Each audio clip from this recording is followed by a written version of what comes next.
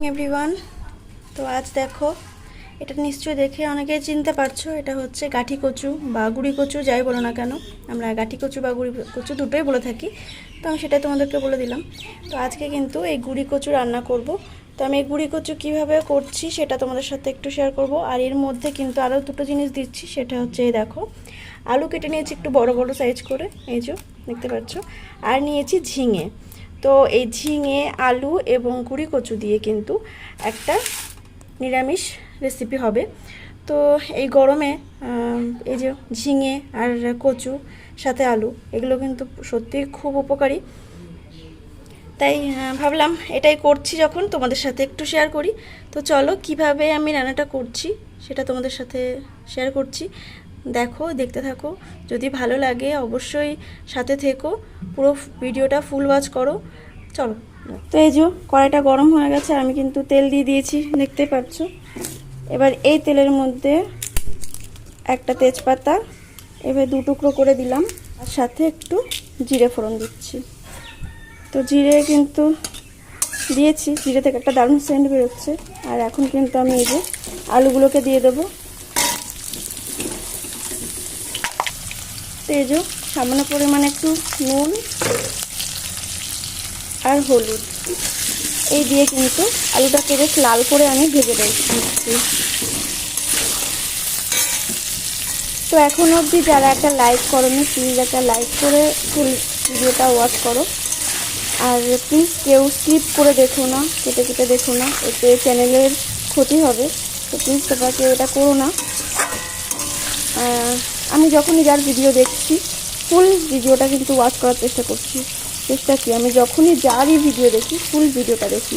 যেটা দেখবো না, কিন্তু যেটা দেখবো ফুল ভিডিওটা ওয়াচ করবো। তো এই কাজটা তোমরাও করো, যারা নতুন আছে একদমই, তারা হয়তো জানো না।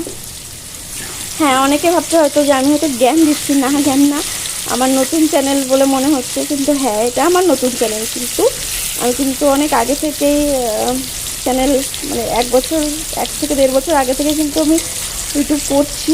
আর আমার ওখানে একটা সমস্যার জন্য একটু অসুবিধা হয়ে যাওয়াতে আমি কিন্তু ওই পুরনো চ্যানেলটাকে আপাতত স্থগিত রেখেছি, আর এটা কিন্তু করছি। তো যাই হোক, আমি আর বেশি জ্ঞান দিচ্ছি না।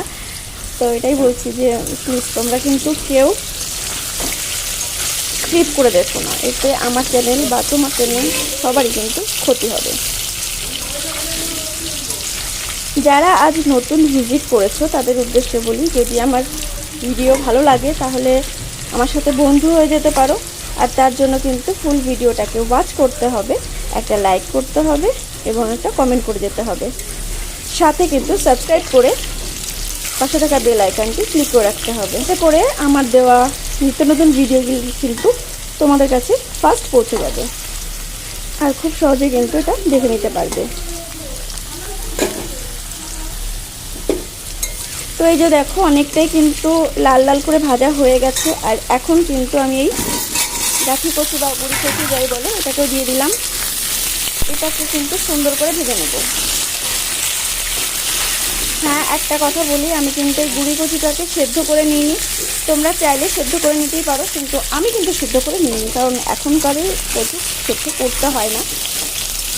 তাই আমি কিন্তু সেদ্ধ করিনি। কলাও চুলকো হবে না, কিচ্ছু হবে না। এইভাবে রান্না করো, খেয়ে দেখো, কিচ্ছু হবে না। তো এই পর্যায়ে আমি একটুখানি ঢাকা দিয়ে রাখছি।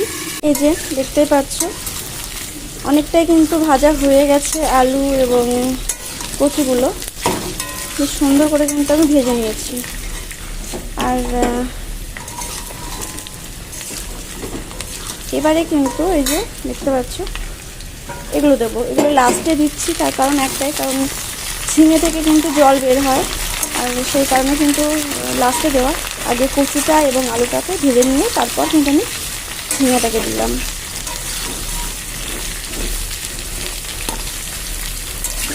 তো যারা ফেসবুক পেজ থেকে দেখছো তাদেরকে জানাই অসংখ্য ধন্যবাদ এবং অনেক অনেক ভালোবাসা। ছোটদেরকে, বড়দেরকে অনেক প্রণাম। যদি ভালো লাগে আমার এই রেসিপিগুলো তাহলে কিন্তু তোমরা একটা লাইক এবং একটা কমেন্ট করে যেতে পারো।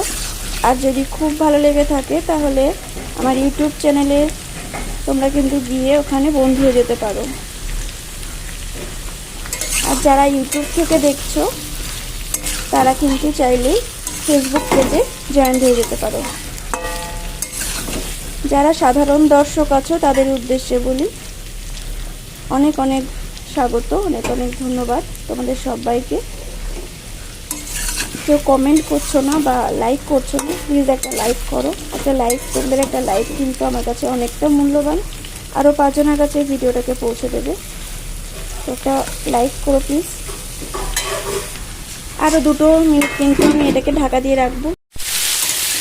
তো এই যে 2 মিনিট পর কিন্তু আমি এটাকে ঢাকনাটাকে তুলে নিয়েছিলাম। আর এই যে দেখো সুন্দর করে কিন্তু ভাজা হয়ে গেছে এবং দেখো কতটা নরম একটা ভাব চলে এসছে, তাই না? তো এইবার কিন্তু এর মধ্যে আমি এখানে এই যে আদা জিরে বেটে রেখেছি এটাকে কিন্তু দিয়ে দিচ্ছি।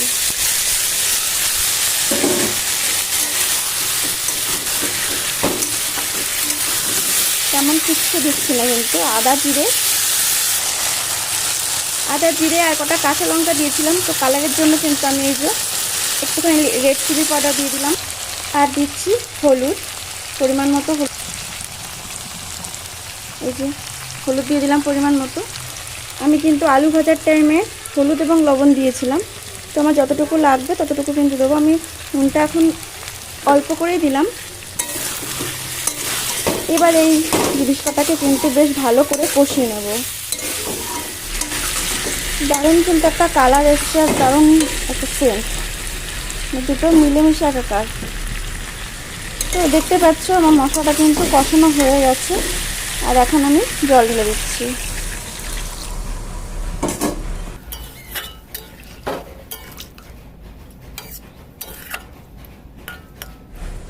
তো আমি আরও একটু কিন্তু জল দেব, কারণ এই দেখো এগুলো কিন্তু এখনও সেদ্ধ হয়নি, কচুগুলোকেও সেদ্ধ করতে হবে, তো এখনও সেদ্ধ হয়নি, তার জন্য একটু জল লাগবে বেশি করে।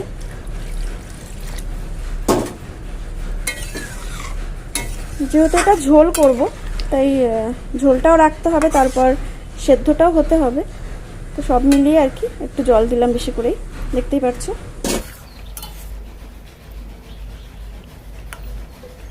কচু এবং আলু দুটোই কিন্তু বেশ সুন্দরভাবে সেদ্ধ হয়ে গেছে।